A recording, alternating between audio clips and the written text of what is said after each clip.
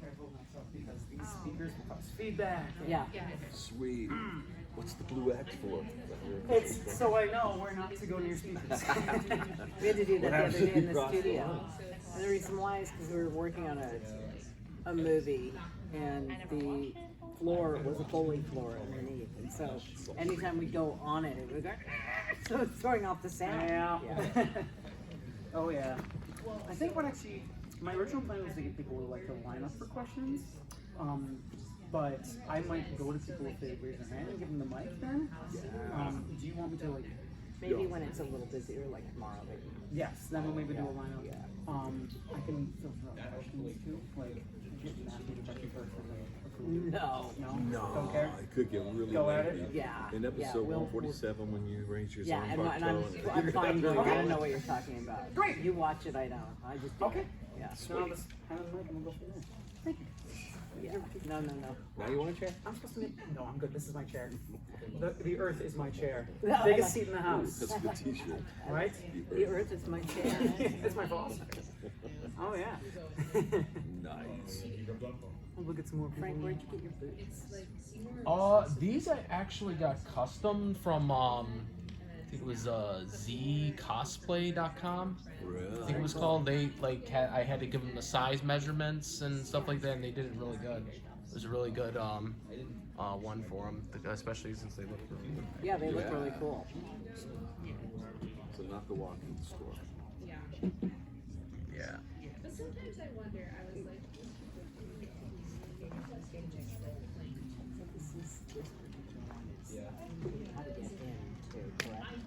We have a voice actors panel happening soon if you want to hear about entering the world of voice acting with the Georges.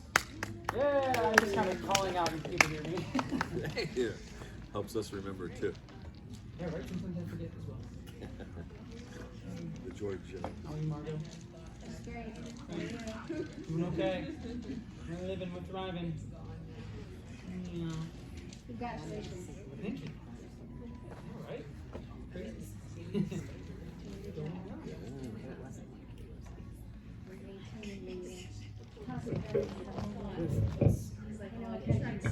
They see it. We're gonna see how it goes tomorrow too, and with more people.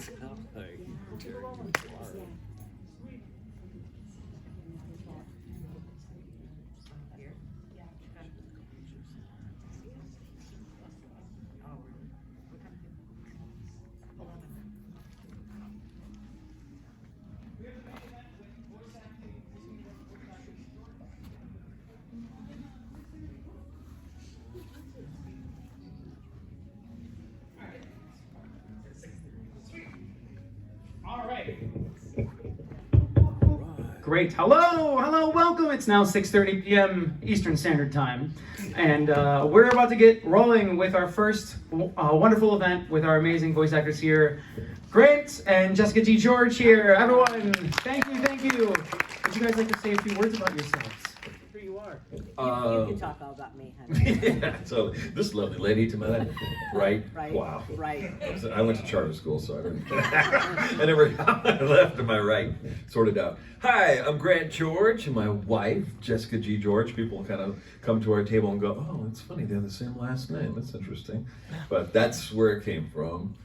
She was Jessica G. before. Now she's Jessica G. hyphen George when we got married 2 years ago.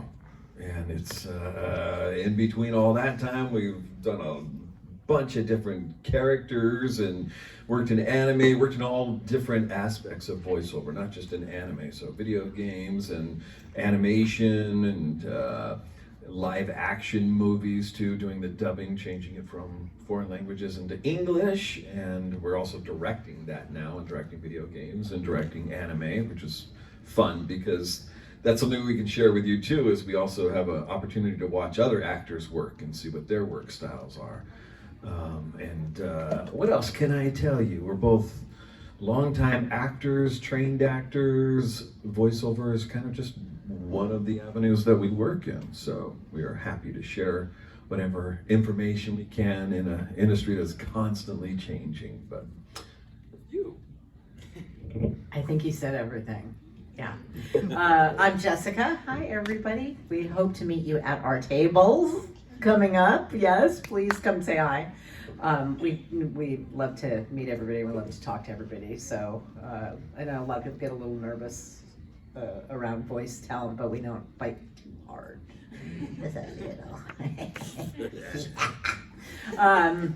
I just go along with what Grant said. I've been doing this since I was 15, so about 4 years.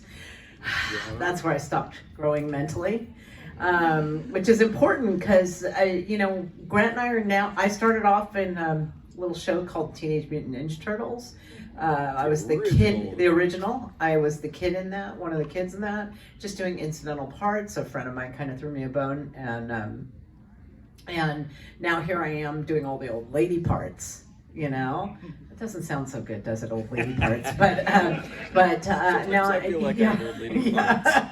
But I'm doing all the old ladies, and I don't care. Like, I'm so glad that I've had this like full arc. I also play a little girl, that's a teenage girl and a lot of stuff, and I've played a lot of teenage boys and stuff as well.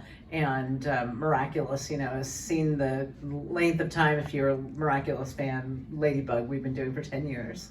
I didn't know that the other day. I was like, oh, what? 5 years, 6 years, right? Now it's been 10.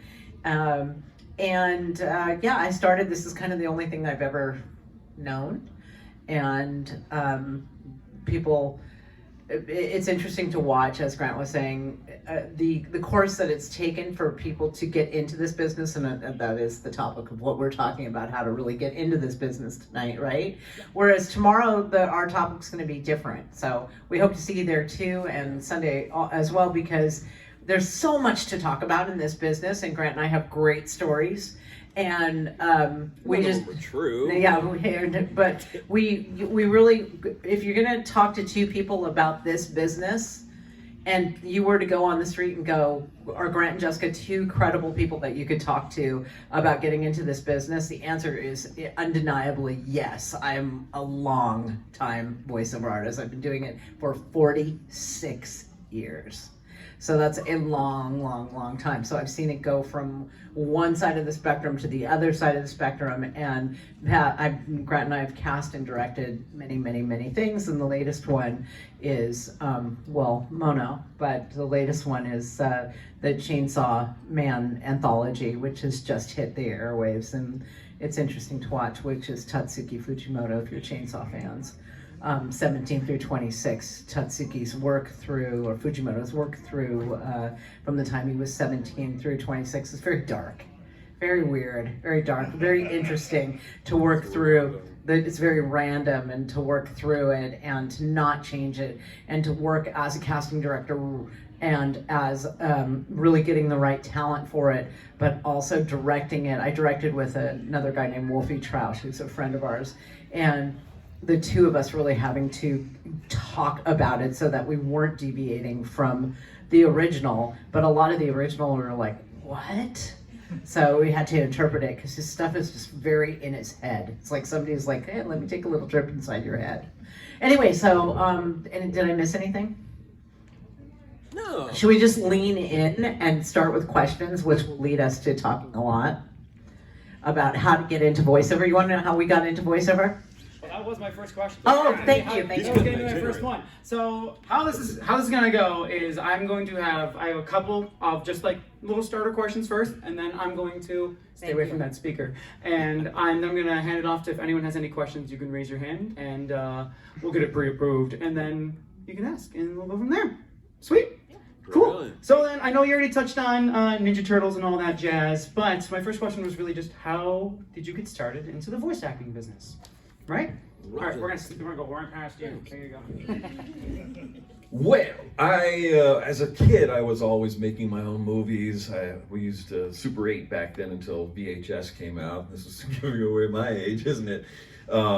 Bought my own cameras, VHS cameras, and started shooting with my neighbors, making them do things like Freddy Krueger movies, and there was always some kind of monster wreaking havoc in our neighborhood. And I actually made my first Freddy Krueger glove. I welded it together with real copper pipes and real blades, and it was probably not the smartest thing to wear that to school for Halloween, but I did it anyway. And So making these movies and really doing a lot of theater. I did theater in junior high, did a lot of theater in high school, and it made me realize that this is what I wanted to do. I wanted to be a doctor, I wanted to be a lawyer, I wanted to be a detective, I wanted to be all these different things, but I didn't want to go to school and learn how to do it for real. I just wanted to be an actor and go and have all the fun moments of that. So after high school, I went to the American Academy of Dramatic Arts. There's one in New York here, the original, and then there's also one in Los Angeles, which is where I went, and trained in theater. Theater. That's how they started. They implemented some film classes later on. And at that, there was one of my teachers who they taught us everything. They taught us how to do dialects, and then the dialect teacher said, well, here's my voiceover demo. And I listened to it, and I went, wow, that's kind of cool. I get this. So now I could be the voices that I used to hear in Saturday morning cartoons, because that was the only time you could watch cartoons in our childhood. You guys have streaming platforms and everything now, but back then you had it Saturday morning or right after school. I had very strict moms, so I never got to watch cartoons after school. So I would watch them on Saturday mornings. I said, this is a way that I can be a part of that. So in training as an actor, and then I worked in film, and I worked in on stage and musicals and all that stuff. Then I started just dipping my foot into this. I want to check out this voiceover thing, come back to that. So I took a class and started creating characters, recording myself and thinking, what would these characters say? What would be the situation that they're in? Who are the people that I grew up with? Who were the people in the city that I grew up in that I wanted to mimic? And as I put together this, I worked with my roommate who created my first animation demo. And that's when Jessica came in and said, who is this? No, I did not. Because she did not know me then. And she said, it's got potential. Let me work on this. And then eventually, as we became fast and furious friends, and then eventually became boyfriend and girlfriend at that time, she put me in my first anime. She directed my first anime called A Little Snow Fairy Sugar. And I was the tower keeper. I had all of 7 lines or something like that. And that was my first experience with dubbing. And I'm like, this works. I like this. And that's where it started blossoming from that point. She made a lot of introductions for a lot of different genres of voiceover. So that was anime, animation, video games, and it just kind of blossomed from there. She threw me to the wolves and I had to rise to the occasion. What was the question? No, got it. How did I get started in this? Okay, so mine's a little bit different. This is the only thing I ever wanted to do. It's the only thing I ever wanted to be. It's the only way I ever tracked in school, getting in trouble, mimicking all my teachers, all my friends, kind of doing the dog and pony show. I grew up in LA. I'm born and raised native, not really heard of.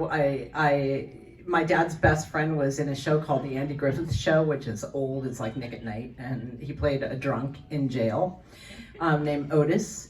And he was, at that time, there were 4 or 5 people that did like Scooby-Doo and all the Saturday morning cartoons, Mel Blanc. We grew up on Saturday morning cartoons, and he was one of them. He was one of the guys. And he would come to my dad's pharmacy. My dad had a pharmacy and had an old soda fountain in it. And people would come there, a lot of movie stars would come there, and they would sit, and he would sit down on Saturday mornings. My dad would take me to work, and if he didn't take me to work, I had to stay there all day, but he would take me to work, and I would go to sit with Hal, because Hal would do character voices for me. And one after the other, and that was my Saturday morning.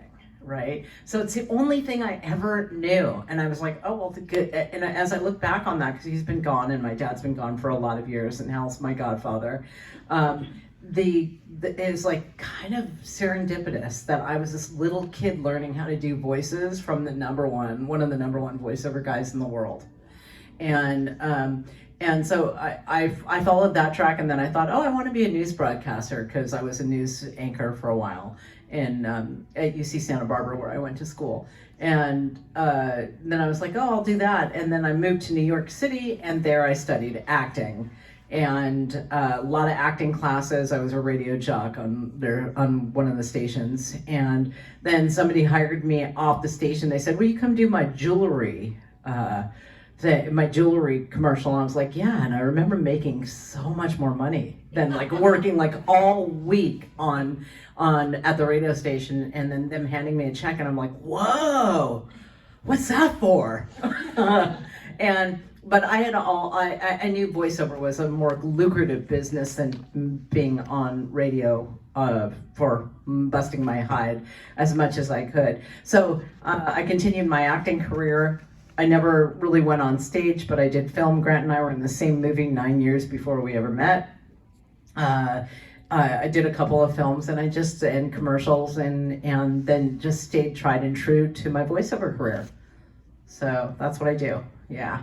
We're also getting our doctorates in psychology. I'm a therapist as well. So mental health is really critical for us, and we have boys that we've helped throughout their lives, from the beginning of their lives till now. Hopefully we're still helping them, but and a lot of people around. So charity and philanthropy is really important in our lives. And we just lost most of our city, as you guys know. So Grant and I were critical movers and shakers, and this has nothing to do with animation or anime, but in helping the fire victims when that all happened, because it burned my town down.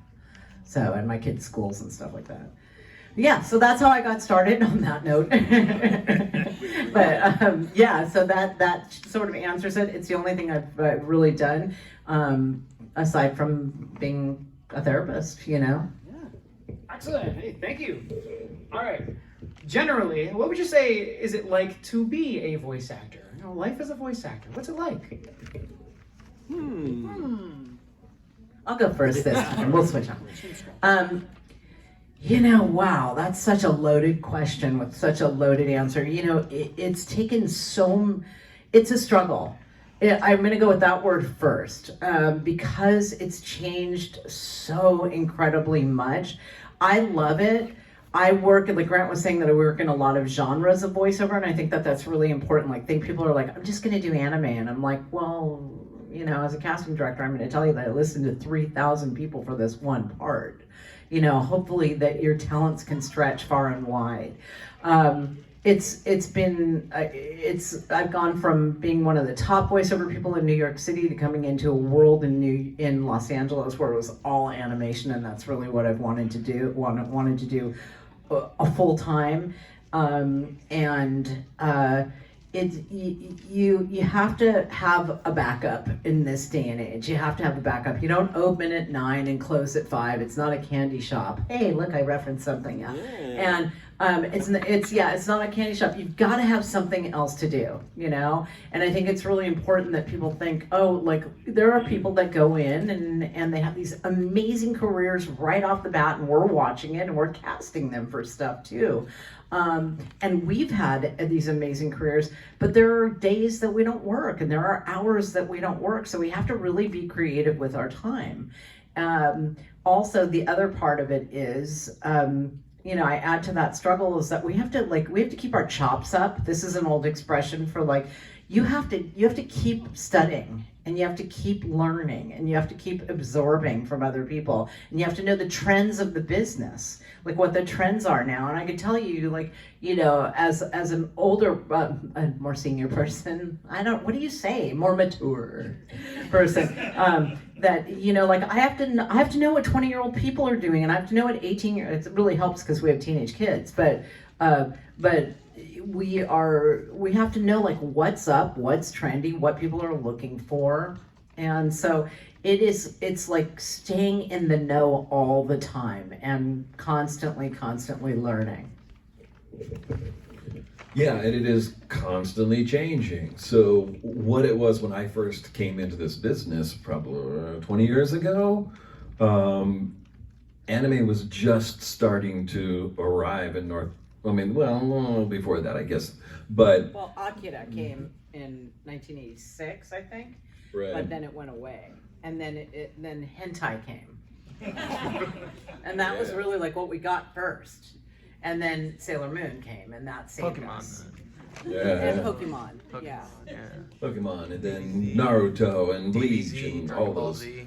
Exactly. Yeah, I'm talking way before that. Right. Jessica actually started working in the garage of the owners of Bang Zoom before they even had their first studio.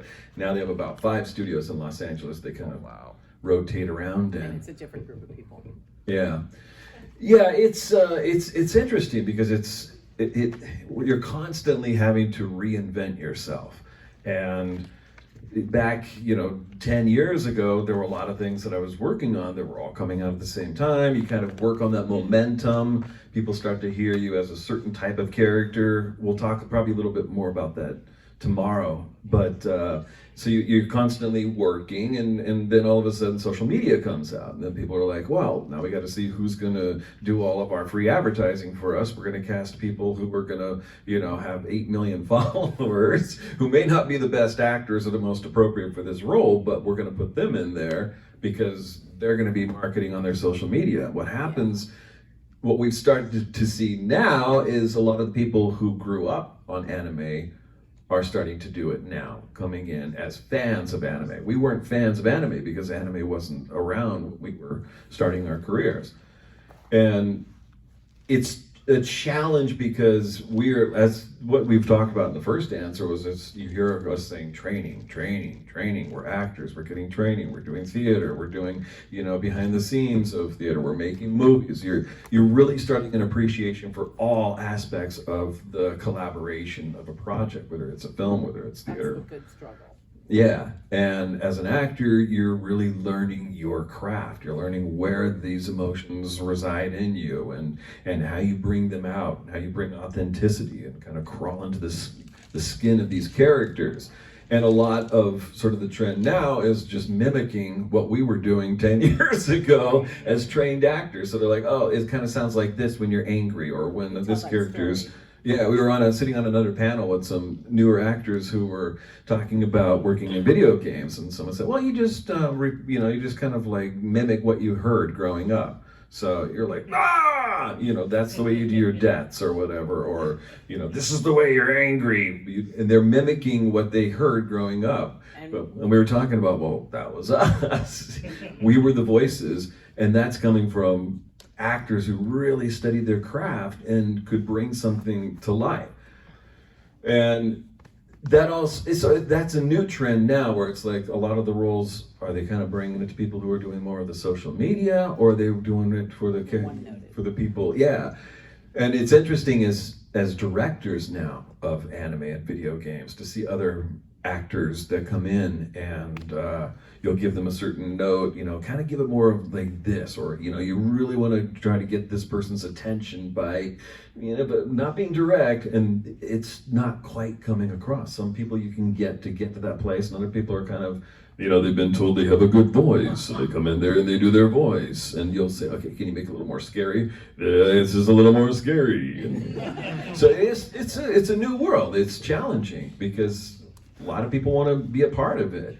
And I think one of the biggest questions that people ask is, what is the first thing that I can do? And that is study acting. Yeah. Whether, if you're in high school, do the plays you can. If you're at college, study acting. If you're out of any kind of schooling, study improv, study acting. Really know, get in touch with who you are and where things reside, and it makes a big difference in the performance. Yeah. I just want to okay. I want to say the word struggle, and when I mean struggle, it's just staying on top of it. It's not easy. And I also wanted just to add to his story, when that was asked on the panel, how do we get into this? And he's like, just mimic. He almost flew out of his chair. And he was like, can I have the mic? Can I have the mic? Okay, can I have the mic? Can I have the mic? Can I have the mic? And by the time, and we're like, here, like I remember Chris Neozy just going, here, Grant. Yeah, he just skipped his turn. Yeah, just skipped his turn and handing it, and Grant's like, you studied us. That's how you study. And you want to know what we did? We spent every penny we earned waiting tables to take an acting class. to take an improv class, to learn. I want to say one thing, I know who the big guys are. I've worked with them, I've hired them, I know that they're gonna get a lot of people, but then when I'm giving them direction, and I'm an actor's actor, so I'm an actor's director, I come from an acting side, I'm like, think of it like this, sometimes it's really hard to get people to jump to that side because they don't have that background, they don't have that foundational work, so it's really critical. Yeah, is that my view? No, yeah, Okay. excellent. So, in regards to that, my next question was going to be for anyone who wants to get into voice acting, what kind of advice would you give them? But I think study, and work with that. Do you want to elaborate any more on any kind of advice you give to someone who wants to get into this? I want everybody to be able to ask Ask questions too, so Yes, I don't of want course. to take your time away as well. I was a marathon runner for a lot of years. My dad died of leukemia, and so I started running for the Leukemia Society and Lymphoma Society, and I had to learn how to run. I was never a runner before, and I had to. What's the point of this story? I totally forgot. Sorry, that's what happened. Advice. But I had to get better and better and better at it. And so I started, the best runs I ever had were when I was doing like yoga, which I don't love, but stretching a different way. And so in voiceover, when I take something that's a little uncomfortable for me, like studying stage combat, like Grant and I are studying Kenpo karate now. But when you study and you stretch your muscles in a different way, you get better. Like your voices get better. It's intense. Like the best we ever did was we became Second City improvisers. And Second City left in Los Angeles, which is really unfortunate, but we got really into it and we studied and studied and studied. And I could tell you, like, I'd show up to my auditions just being able to have my wingspan bigger, just being able to like step into it and go a different and be challenged to make it different. Yeah. And then also going on with, so obviously acting, like study whatever you can. But the other thing is just watching human behavior. So there's a real difference between a performance, like being able to sound like a character or make a funny voice or do something like that, where just kind of having the ability to do that, and there's the ability to like crawl into the skin of the character and like be there in your minds to the point where if somebody showed you a mirror, you'd be like, oh shoot, I actually thought that I was that other person. I was so into it. It's about being able to use that imagination, that creativity, and really immerse yourself into those scenes. Because what comes out of it is either someone's just going to deliver a performance, or they're going to be so involved that when you hear their performance, it's going to like give you goosebumps. Like you're going to have an emotional reaction to their work. I've had somebody write, I was in Hunter x Hunter, and there's this whole scene where my character Nob has this breakdown scene, and Tony, why am I forgetting his last name? Oliver was the director of that. And he's like, okay, here are the lines. It's all in your head, so you don't have to worry about sync or anything. Just go with it, just run this scene. We'll do it twice just for coverage, but the first scene. So he just let me get into that and give this whole thing. And there, I never read reviews, but someone showed me this, like, you gotta see this, where people are like, man, that moved me. I was like freaking out when I was watching that scene. Like I literally had goosebumps. And the difference of that is that it's literally like the energy of the sound waves that are being transmuted that you're hearing are giving you a reaction.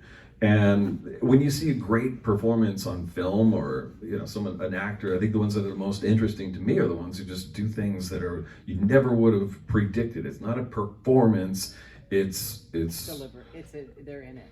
They're in it, yeah, they're that character, and you feel the difference. So knowing that, study acting would be the first thing, and really get in touch with your emotions, that you can bring them up quickly. When we're doing dubbing on anime, you're moving very quickly. So there could be a scene where you're all, having this, they're reveling in a tavern or something, they're all laughing and all this stuff, and all of a sudden, there's an explosion, and now all of a sudden you're freaking out, and then you see one of your loved ones is down, and you got to go from that revelry to that, like, fear in a matter of seconds as we're moving line to line to line. So to be able to tap into that.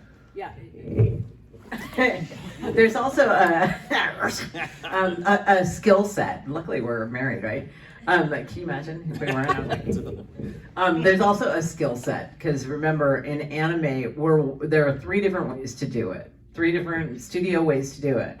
One, it's going on a rhythmo band across the bottom, and you're having to look at the words and get them in the mouth. That's how we do Ladybug. 2 is it's on an iPad, and you're having to look at the words here, and you'll hear 3 beeps in your ear, and you'll have to almost memorize what you're saying, but also be able to deliver it and not know the story. We don't know the stories, you guys, going into anime. We don't. If you have a good director, they're just going to tell you what the scene's about. They're not going to tell you what the whole story's about. You're going to have to do your work. And then the third way is rhythmo. Voice cue. Yeah. Which is becoming the most popular. Yeah, it's kind of the fastest. Although the French would disagree and they want to do things faster. And now they're putting us in ensembles and having us all do the scene together. And it doesn't work because one person may be really off, and not getting it into their mouth. So I don't know. They're just trying to save money and time. All right, great, yeah. Note on Chimera Antark, Hunter. Yeah, that's crazy when you do that. All right, we're gonna open this up. Open up to any questions if you guys have. So if you'd like, you can raise your hand and we'll head over to you and you can ask a question. Your hand was first. We're gonna get you. Whoa. Here we go. And you Excellent. still have to bully Grant, though. Yeah, bullying Grant earlier. There you go. Do you want me to bully him again? Yeah, no. Don't encourage her. Now I need your help. So I'm auditioning for a gender blind casting of The Hobbit, and I would love to be Gollum. I was greeted by my mother this morning by, why are you like this? Crawling around and everything. So I'm not worried about the movement of it, but the voice. Do you have any advice for finding like a voice for Gollum and one that could be a unique interpretation of Gollum and not just like copying what is already out there? Yeah. Okay. So I'm just going to answer one thing and then I'll hand it over to Grant. So you said something interesting, and that is that you were greeted by your mom, who was like, I had that same thing happen with me. It was my mom who was running around on the floor. I'm just kidding. Yeah, on the roof, yeah. Right. So you said the body. Don't work until your body, you don't form a voice, you form the body. So you form the character, you form the body. Body before voice. It's something that I always taught when I'm teaching voiceover. Don't give me any sound, vocalization, until you are in it. So if you're crawling around on the floor, what does a slithering character sound like? So start with a sound, which I call the root voice, which is until you get it, right? Right? So body before voice, remember that. The voice will magically appear if you've owned the body. Yeah, and the body and the motions of the body affect the voice too, which is good. I mean, from a technical standpoint, you have to remember to, stay on the axis of the microphone. So you are limited to some of that, which goes back to the skill set of being able to do a character with the body incorporated, but still doing that. I should specify, it is a stage play, it's not. Oh, okay, gotcha. Same thing applies. Yeah. Yeah. Same thing applies. It's like, it's like You can't have it till you own it, till you feel it. And I remember one of the first times where I was like, oh, I just became my character. And it was a different feeling. It was different from the delivery that he was talking about before, as opposed to, oh, that was me, I was my dog. I am my dog. I came from behind the face of my dog, and I was like, okay, that was a little bit of an out-of-body experience, but it really is like, I let myself go. So you own that. I was asking him, did you ever go up on your lines when you were in theater? And he's like, No. I was so in my character by the time I came out. So it was like I was there. But yeah, I mean you do, but I was so in my character. Well, we have a thing called the welcome mats when we're teaching. And if we see you, we teach this class at the Voiceover Academy, and we see you go in and you're like, tick, tick, tick, tick, tick, and setting up your papers, we're like, I come back out. By the time you hit that welcome mat, so you're walking and here's the welcome mat, you are in character. You're whatever you have to be, you already are owning it, so it's kind of cool. but it helps you, you know, own that character, own the body. We can always see when people are just like phoning it in. And I don't mean that you're going to phone it in any way, shape, or form, but don't go with one vocalization until you've like felt it from your head to your toes. I love that they're doing that for Gollum. You'll book that.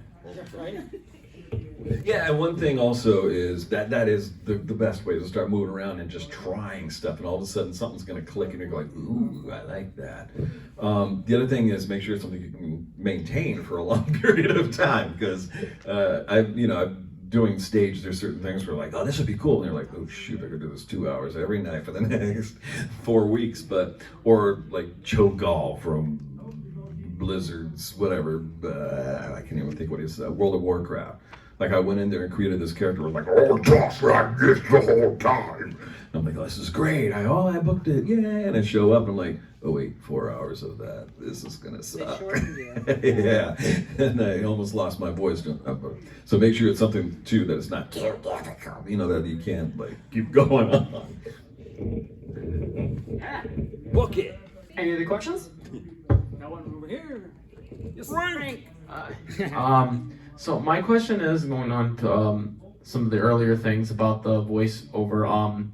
Like I've done some like casting call club stuff, like for like YouTube type voiceover projects. But I don't know like how to go like if I wanted to go like approaching towards like studios or anything like that. I kind of got like a partial character demo. But I just I don't know, like kind of like in the block right now, essentially, like if where to go further, if I want to do more on like in voice acting and stuff like that. That's kind of where like like in the block right now, Yeah. That's kind of where what to do for that. Sure. You know what I'm saying? Yeah, I think the benefit of working in video games is that you can work remotely. It's not the easiest, but it's a lot easier than doing anything to picture. I've also should point out I've done a lot of voice acting classes too. Great.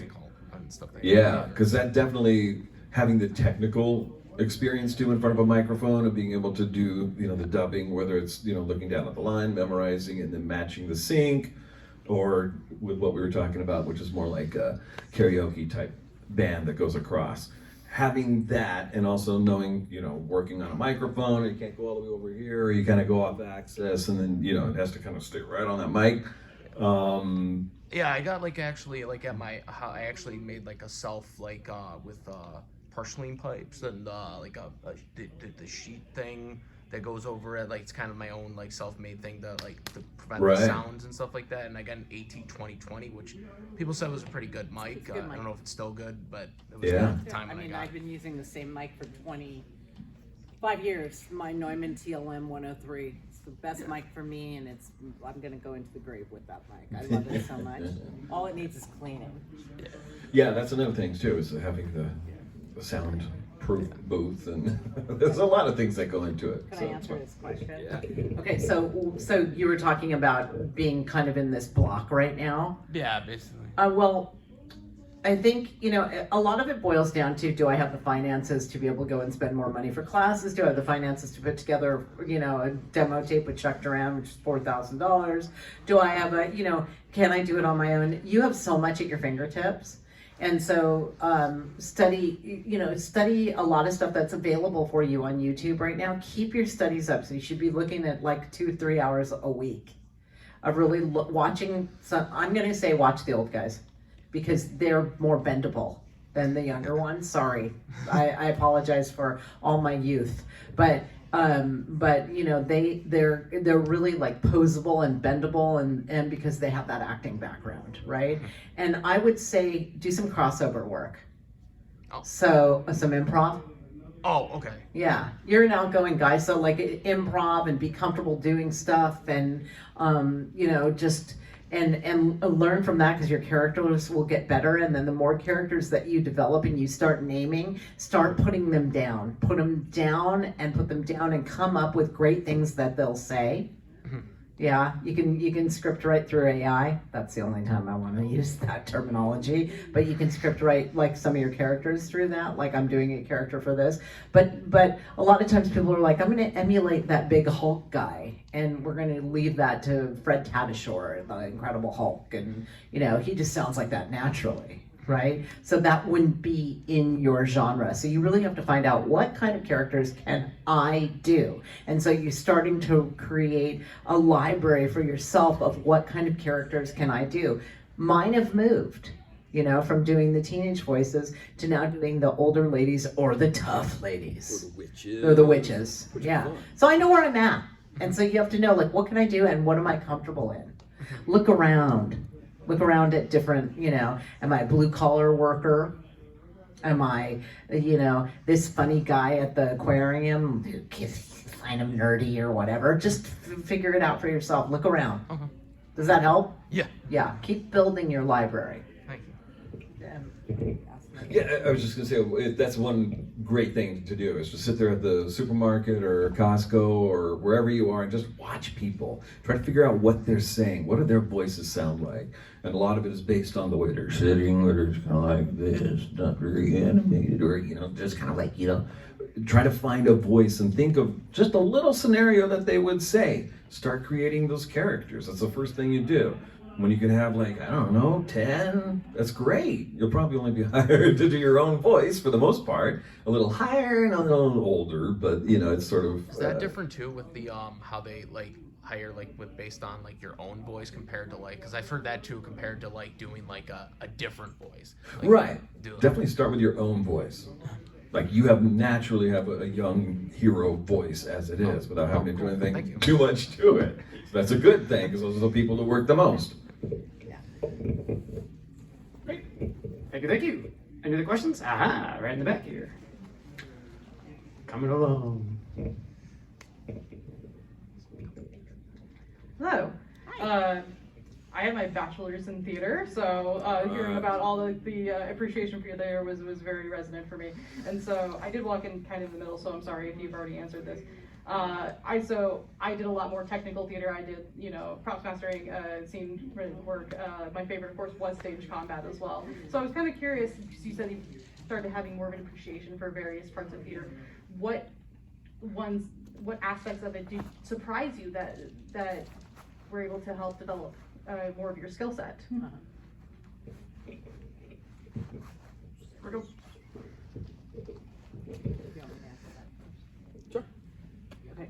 So because there's so many different facets of voiceover also, and I've always had been involved in almost every one of them, meaning that there's narrations, there's commercials, there's technical, industrial, there's promos and trailers. And then there's this thing called looping and walla, where the two of us would be mic'd in a movie, right? And then all of you guys would be extras. Well, they're not going to mic you because the sound would get too muddy, and they're not paying you to be heard, really. So you're sotto voce. You're kind of this kind of like this to one another, right? So all those people that hear. So they bring in a group of us to do that. And to do that, and you have to know what you're talking about, because if they stick you inside of Battlestar Galactica, okay, on some spaceship, you can't be like, oh, hey, okay, cool. Those words don't exist. We're rationing food, and we have to know what our background stuff is. So the thing that helped the most, and the thing that was the biggest influence in my voiceover career and my anime career and my animation career, hands down, was What? I thought he was improv. 1,000,000% improv. Improv has helped in so many ways, because when you're working and you're working with another person also, and they say something that you don't understand, improv has one rule with two words. You know what those are? Yes, and. Yes, and. It's also really good in therapy, by the way, because if you have a partner and you're not understanding them and you're like, yeah, okay, I get that, and instead of but, right? Because then it ruins the scene. So so that's been incredibly impactful. Like I would tell everybody who wants to do voiceover. I hope you're doing voiceover improv. We teach voiceover improv also. Yeah. Yeah, and the good thing with that is that you have to carry it on. You may be thinking something in your head, your partner gives you something completely different, and you got to run with it. But it's also doing improv classes, you know that they can throw you in any situation and you're going to go in there and be able to have the confidence to yes and it and get through it. And also answering your question too about all the different jobs. I've worked in theater, I've directed theater, I've acted in theater, I've done the tech booth reluctantly in theater. I like to be the performer in there, but also, films, I've directed those and I've helped in, different aspects. And as an actor, knowing on film, I know what all the other roles are that people have to do. Like there are certain actors that think the movie is about them and their whole, but it's a collaboration. Like everybody is working for the same goal to make a great film. So when I'm there as an actor on camera, I'm gonna stand, I'm not going back to my trailer, I'm gonna stand there while they light me because I know they're there to make me look good. It helps the director and the cinematographer to set the shot. So everybody has a job to play, and if you're interested in working as an actor, to have an appreciation for everybody else there is tremendous, because there are many people who don't have that perspective and they think that it's about them. Collaboration. Yeah, collaboration. Improv. There you go. Acting classes, improv. There's two. Moving on. Any other questions? Yeah? Awesome. Hi, friends. Can we talk about what role networking made in advancing your careers? And is there something that young, aspiring voice actors can attend to make themselves more seen? Because I know just showing up is super important. What kinds of events or things can people show up to just to get recognized, learn, and just be part of the community? Does that make sense? Yeah.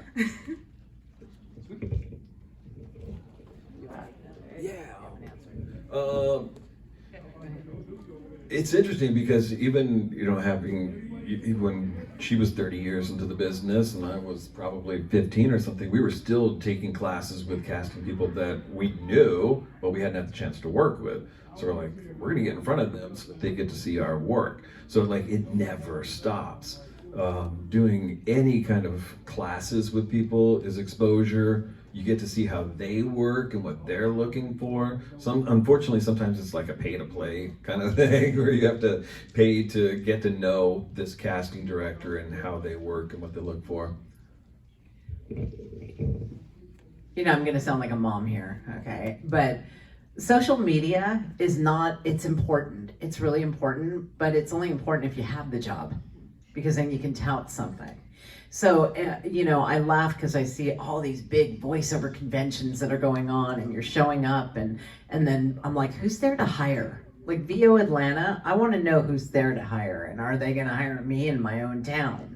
And are they going to be able to throw me a job? And I don't know if that comes out of that place too much. I'm not dissing them, but I'm saying that if you're going to a convention that's all the same people, you need to make sure there are people there that are going to hire you and see you, right? So in social media, it's important that, like, hey guys, I just booked this job, which allows other people to go, oh, I didn't think of her for that. That's a good thing. I have to remember her for that. So you're keeping yourself out there and fresh. But I think it's really important to market yourself to what Grant, and to address what Grant was saying, to the people that hire. Show them what you can do and don't stop hounding them. Not in a bad way. Just listen, you guys, I used to dress up like a cow and drop off. I'm not kidding. I would dress up and I would drop off my demo tape, which was a cassette tape in those days, to the casting people. And there was one guy named Harv Kelmanson who'd go, oh, Jesus Christ, not you guys again. And they would say that. And there were 3 of us that did it, then it went down to 2 people. And we were successful. And then, one of our closest friends, he was doing it with us, and, he just directed Demon Slayer. And his name's Steve Staley. He's one of the most phenomenal voiceover talent out there. But I mean, that's what you get because he went out there with us, and he went out there marketing himself, and he went out there to be a little bit different. I think a lot of people lean into social media thinking that that's going to get them the work, but not if you don't have the chops. Not if you don't, I mean, you got to keep taking your acting classes. You got to keep taking. I know we sound like a broken record, but I implore this stuff. Like, it's just, that's really important. And it's much better if you're working with a person who's hiring people and directing people and getting them to know you. There's not a class that we sell out at all our classes because people want us to know them. Does that make sense? Because one job may last 10 years. One audition may last 10 years and hopefully further. But, but that's really important. Get in front of the people that matter with the experience and show them what you can do. More important, interpersonal connection. And then we talked a lot about the characters that you can play and watching people and sort of creating this list of characters. The other thing that is really important is kind of pigeonhole yourself. Some people say, you don't want to pigeonhole yourself. And the truth of the matter is, that's how Bang Zoom casts. They have Mami Okada, who's been there for years. She knows everybody that's come through that studio, and she knows what they do well, where they fit in. If there's a certain actor from Japan that has played characters, well, this is the person who played that same act, was the voice in English for that actor. Like, they just have a keen sense of little compartments that they have people in. So don't be afraid to be in that. Know what you do really well and focus on that. Like, it's better to do three voices really well, even if it's your own natural voice, than it is to have I can do 20 characters. And then find out what it is, and when you start to promote yourself to those people, hey, I fit into sort of the nerdy, sort of unsure of himself that trips over his feet kind of characters. That's what I play. Well, she'll start thinking about you for that. Moving on. Yeah. I want to add to there. This is not to diss anybody, but this is just kind of to show the direction. Is that I grew up. A kid grew up in a show that I directed for Warner Brothers, and he became a masterful social media person. And of course, those companies were like, yeah, I really want him to be in my show because he's going to market my show. So it's going to save me millions of dollars, right? Being able to do that. And so we're going to have him do all the marketing without him knowing it. So he's putting in all this stuff. So he's got 40, 50, 70 Funko Pops, and I'm like, but every casting person, when we bring up his name, we're like, what about him for this role, which just happened? I said, what about him? Because I know him and he's my friend and I love this person. And he's like, And so I'm hearing a lot. And you know who I'm talking about? And, oh yeah. And so that's because there's a flatness. There's a lack of I never studied, I became a social media megatron, right? And that's going to be short. It's going to be like, okay, you can get really rich really quick, and then that's it. I'm not going to hire you anymore because now I'm working with all these casting people, and they're like, we're not sending, we're not putting them in there. Are you talking about a YouTuber that's getting a part or something? He's a voice talent. Oh. They are voice talent, and that's but I'm talking about sitting down with Knights of the Round Table, and you're going through it, and you're like, oh, how about this person for this role, right? And a lot of people will bring him in because he's super good at being in social media, but in the acting, you're gonna hear him in the show. You don't want to hear him; you want him to mix. Does that make sense? Yeah. I hope that made sense. Any other questions? Come on, give us more got this. questions. This is your chance. We have time for about one or two more. There are going to be more Q&A panels throughout the weekend, but yeah. All right, so this is a question for both of you. What is an audition that you guys did that you thought you did really good, but you didn't get it? Oh, all of them. I was just asking. Sure. Do you want to answer one? Oh, Think me? about it? Yeah. Go for it. All of them. I'm not kidding. Like, so I think you have to just like put it to bed once you've gone into the studio and you've stepped on that welcome mat and you've given it a good college try, you know, and you've done really well at it. And then you hear it back and it's like, you know, a deep voice person who is a different gender. You know, you don't know what they want until they hear it. When I'm listening back to the casting of something that I send out, it's like, nope, yeah, okay, maybe. Yeah, yes, no, that's it. And then we start playing it again. So all the no's have already gone by. Does that make sense? Yeah. Now we're starting to taper down. We're not thinking, no, we don't want Frank. We're not thinking that. Okay. I was just telling you a story of, no, we don't want this person.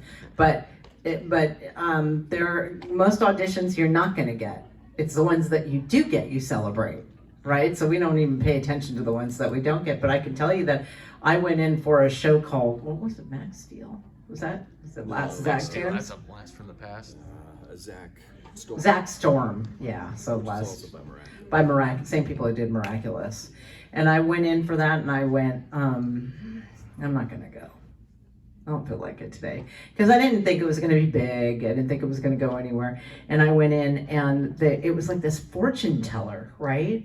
And they're like, okay, they said no accent?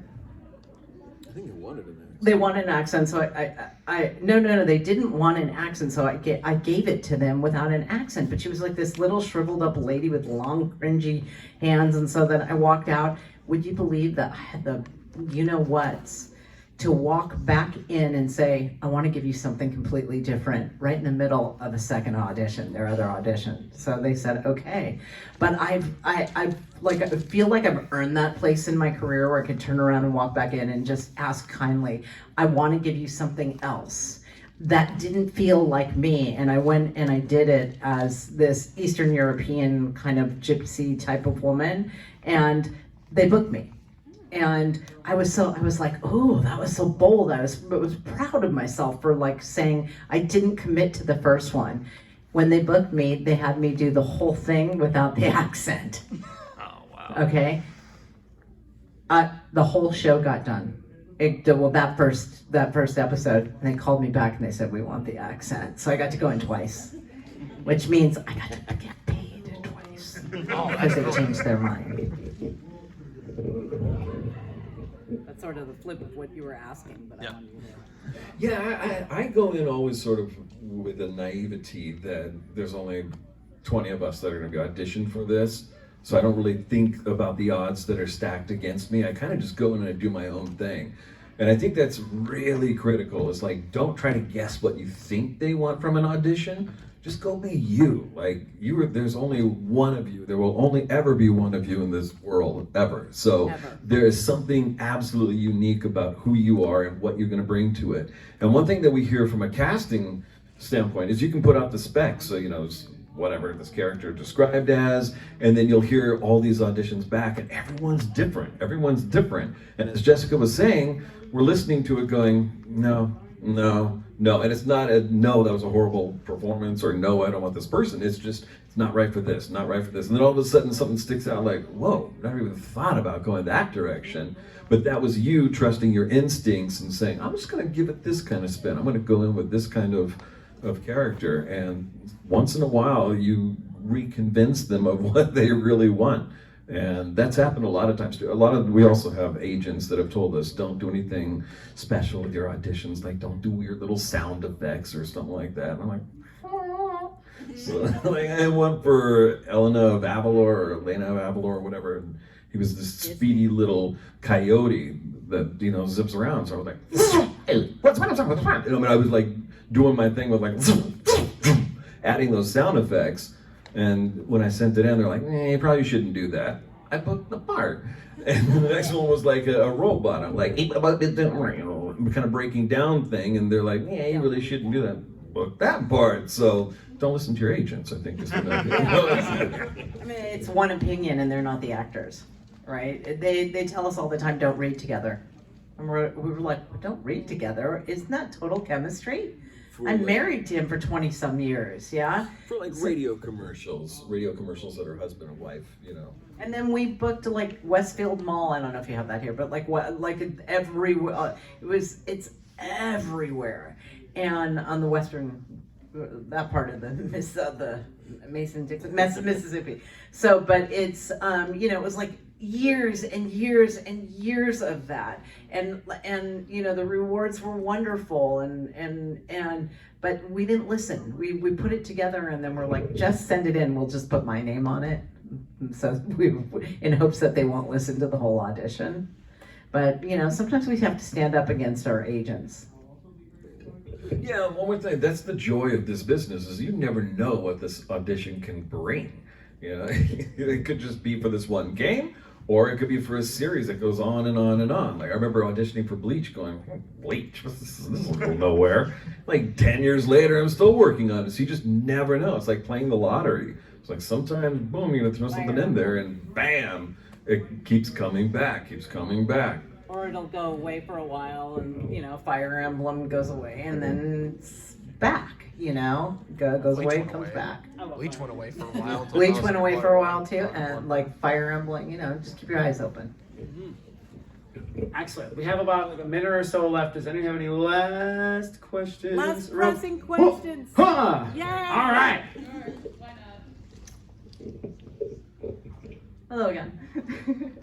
So I had a thought coming on when you were talking about the importance of trying improv and everything, and also like really getting into a character. My brain went to a little more of a casual level of like D&D, like getting into your character, like finding a group where you could really like develop and kind of really get into that character and find that kind of thing is like maybe an exercise in a little bit more of a casual sense. What are your thoughts on that? Yeah, D&D is kind of a trend happening now. Yeah.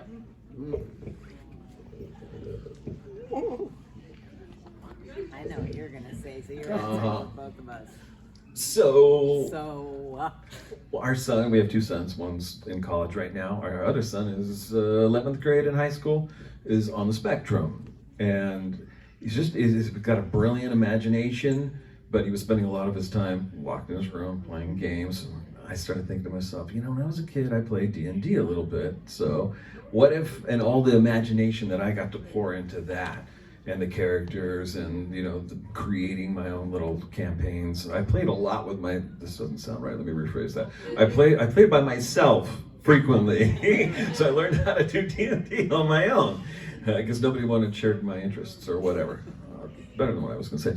But so I sort of opened this world up for him, and he was like, wow, it fit right in for his imagination, and he started writing his own campaigns, being a DM for his he started at there was a Dungeons and Dragons club at his school, but he started DMing for these right away, and I'm like, wow, and he started writing books. It was an avenue for him to kind of like put his creative work into that. I think anything that, I don't know, I've always been one of those people where I feel like the best thing that we can do with our time here on earth is to create, whether that's artistic, whether that's creating with food, whether that's creating with paint or movies or engineering or whatever your skills are. Create something that shows you were here. So that's one of the reasons why I think it's very important for him, and to be able to express himself in his creative mind. And I just want to say, as an offshoot of that, because I always have to give him the last word,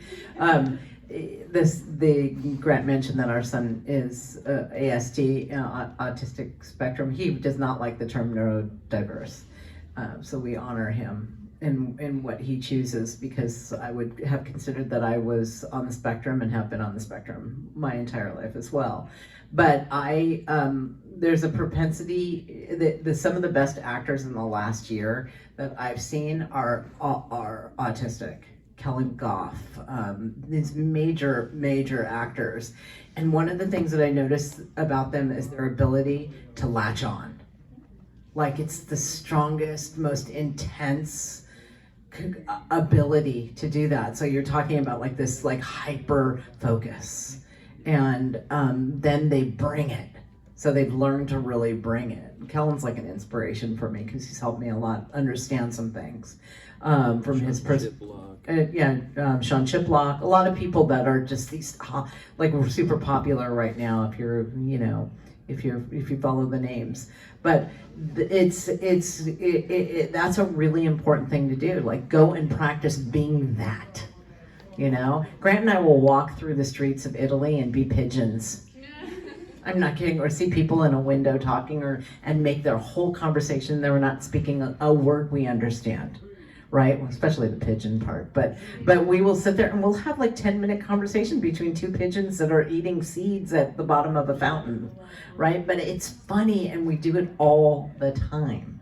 And so we looked at somebody today who was practicing basketball on the Canadian side, air ball. And we started doing his voice. The whole time, like as we were walking down, just doing his voice, talking about our basketball game and how the ball never comes back because it keeps landing in the water. Like, it was just like, you just stay with that stuff. You just stay with that stuff and you latch on. Yeah.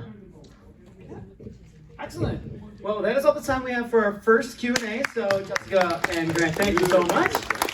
And if you think of a burning question overnight or in the morning or whatever, don't you worry. There's going to be 2 more opportunities to talk to these wonderful folk. There's a panel of a general Q&A in the afternoon tomorrow, and then we'll also have one about some story times and such on Sunday. But for now, they're going to be at their booth for the rest of the merchant market. Come say hi, and thank you guys so much for coming. And there's going to be one more main event coming up tonight. Thank you guys. Thank you. Awesome. Good questions. Yes. And come to our table and we'll answer more questions. And come tomorrow because the story's going to change. I'm going to be Grant.